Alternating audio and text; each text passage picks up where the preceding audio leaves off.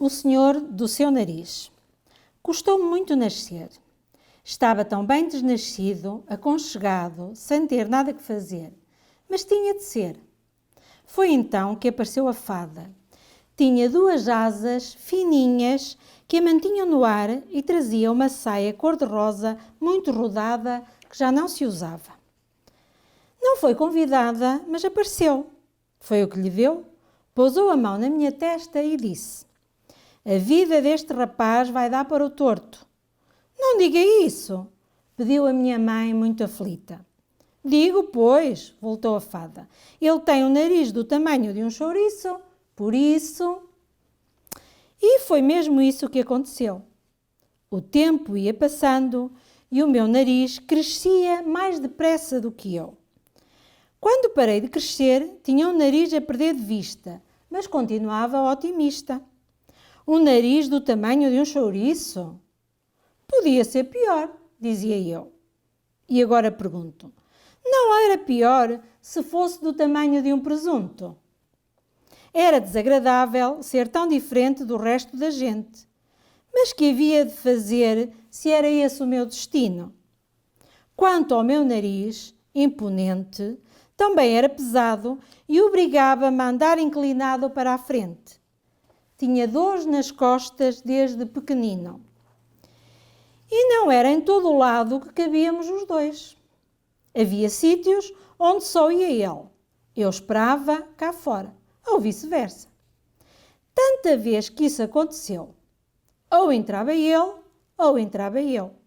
E não era só isso. Ele chegava antes de mim a todo o lado. Quando eu entrava, já ele tinha lá estado. Era aborrecido, não digo que não, mas habituei-me que a gente habitua-se a tudo. Até a um nariz do tamanho de um chouriço. Por isso... Aliás, também havia coisas que corriam bem e chegavam para me fazer feliz. Nas corridas, por exemplo, ganhava sempre por um nariz. E, claro, cheirava como ninguém. Pois então, as pessoas cheiravam o mar, os bosques e as flores. Eu cheirava o mar, os bosques e as flores, como nem o mar, os bosques e as flores sabem que são. Mas havia mais. Para saber o que estava a acontecer, bastava-me cheirar. E sabia o que em cada casa, nesse dia, havia para o jantar. Se me esforçasse e cheirasse mais forte, mais fundo, era capaz de perceber o que alguém estava a fazer num recanto qualquer do outro lado do mundo. Custa acreditar, mas é verdade. Aliás, bastava-me cheirar quando estava esfomeado. Fechava os olhos e para ali ficava a saborear aquilo de que mais gostava. Chegava a ficar enfartado. Porém, nem tudo corria bem. Com um nariz tão grosso e tão comprido, nunca passava despercebido. Estavam sempre a olhar para mim e a apontar-me um dedo. E as crianças fugiam quando me viam, cheias de medo. Os outros também. E não era esse o único inconveniente. Também derrubava as pessoas quando me virava de repente.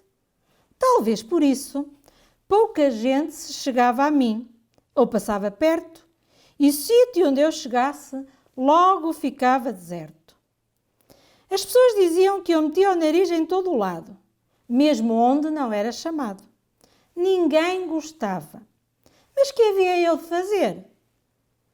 Ele era o primeiro a chegar e cheirava, ficava logo a saber se as pessoas tinham tomado banho naquele dia, ou mudado a roupa interior, o que tinham almoçado e por onde tinham andado.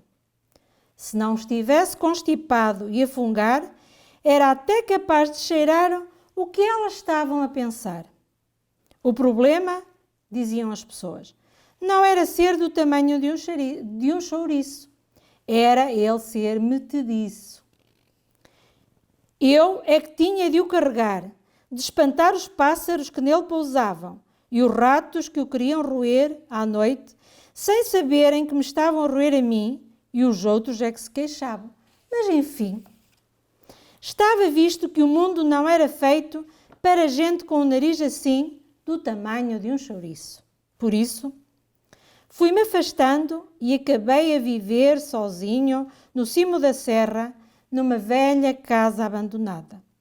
Foi por acaso que dei com ela, mas era tão pequena que a ponta do meu nariz ficava fora da janela. Passava o inverno coberto de neve. A minha vida estava mesmo a dar para o torto, como dissera a fada. Mas eu não me queixava. E não desistia nem desanimava. Não tinha nada de meu. Só era senhor do meu nariz e mesmo assim era feliz. Até que, certa manhã, apareceu lá em cima o carteiro da cidade. Ia levar uma carta, já não sei de quem, porque ninguém me escrevia. Como vai a vida aí embaixo? Perguntei. Vamos andando, tudo normal. Eu sei, perguntei por perguntar, é vontade de falar, por isso sei eu. Olhe, agora mesmo, sabe o que está a acontecer? O carteiro sorriu. Como havia ele de saber? Eu prossegui. Está um bolo de mel e nozes a queimar no forno, ali para os lados da Praça das Flores. Acho que é para aí. Como é que sabe? Cheira-me a queimado para esse lado. Às tantas é minha mulher. Não tem cuidado. O carteiro pôs logo os pés ao caminho. Espere, disse eu. Na mata da Pedra Encantada também há uma fogueira que não foi bem apagada. Esta na hortada fará dela um grande incêndio. Isso é certinho. O carteiro fez-se outra vez ao caminho.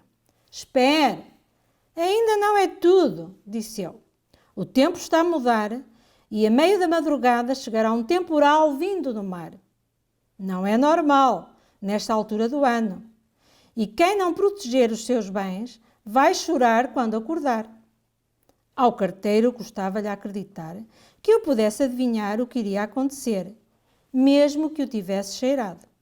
Mas pelo sim, pelo não, despediu-se e foi andando muito apressado.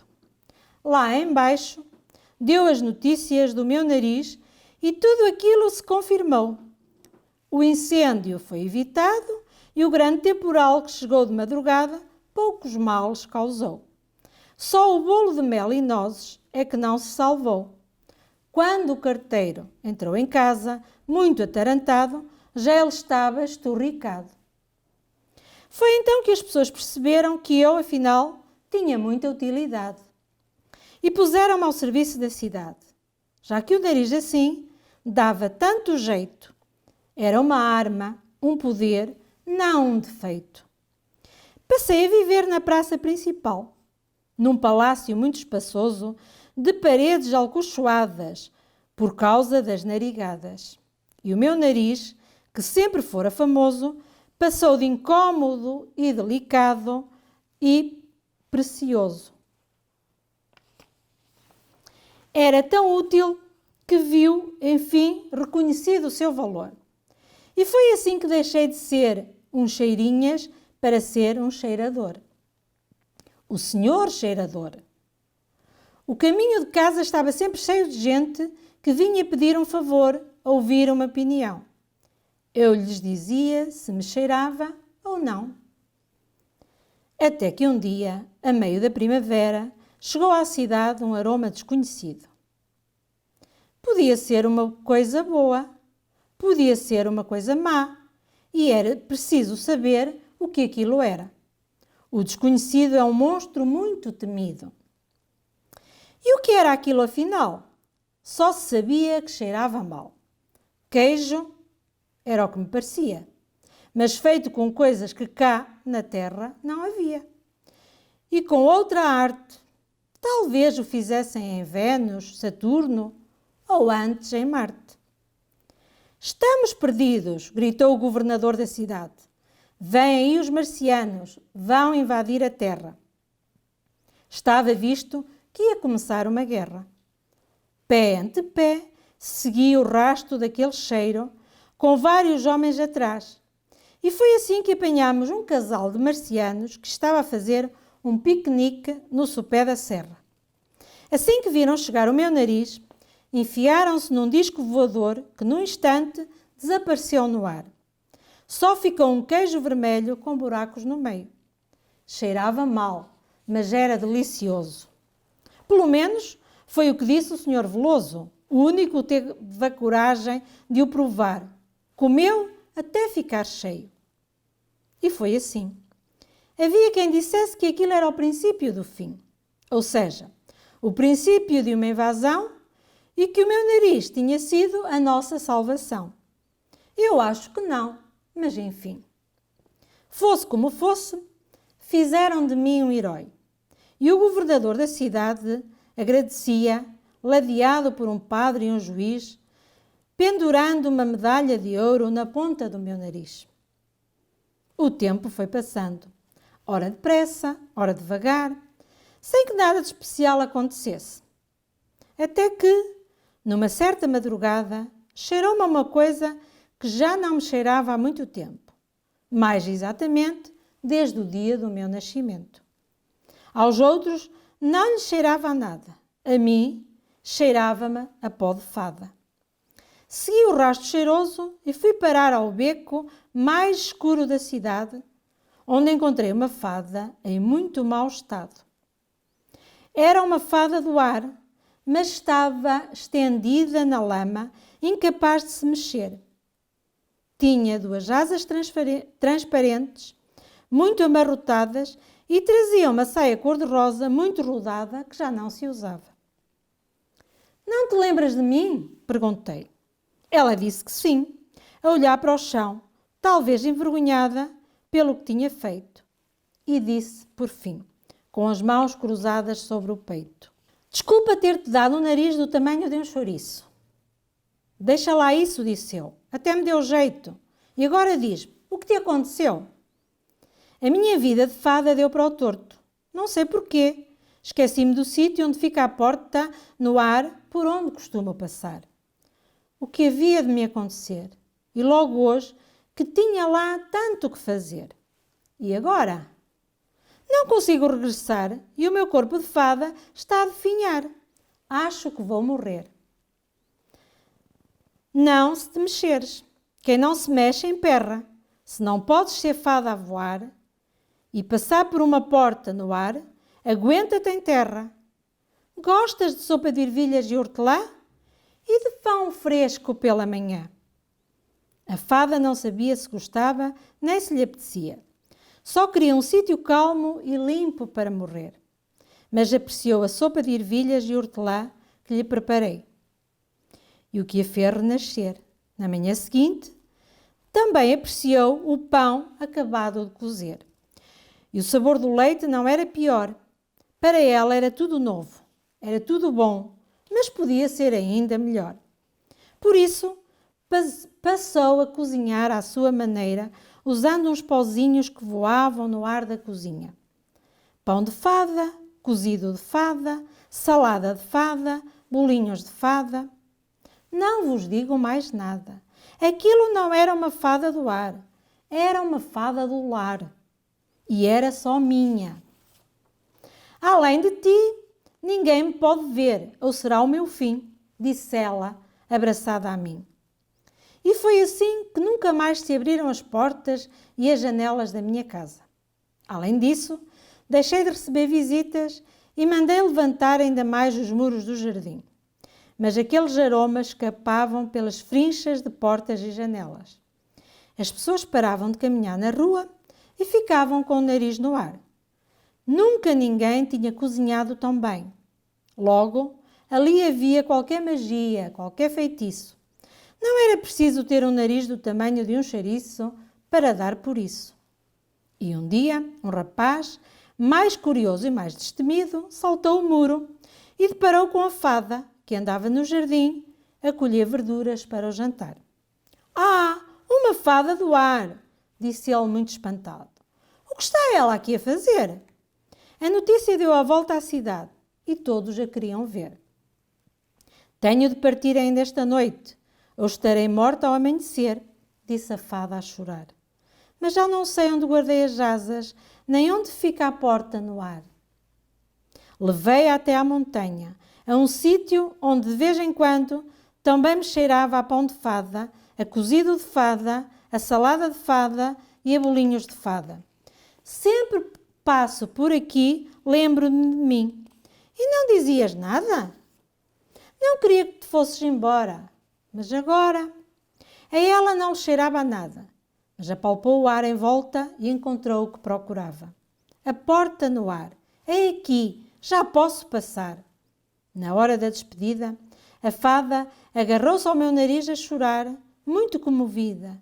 Dizia ela: devo-te a vida, este nariz foi a minha salvação. E a minha não? Ela nem me ouviu e continuou: agora sei porque assim te fadei. Eu que nunca tinha feito mal a ninguém. Era para o meu próprio bem. Às vezes, as fadas também sabem o que vai acontecer. Sabem, mas não sabem que sabem. Percebes? Sabem sem o saber. Eu estava tão bem comovido, não o posso negar, e o meu nariz começou a fungar. A fada afastou-se para não se molhar e prometeu voltar todos os domingos de madrugada para fazer comida de fada e matar saudades.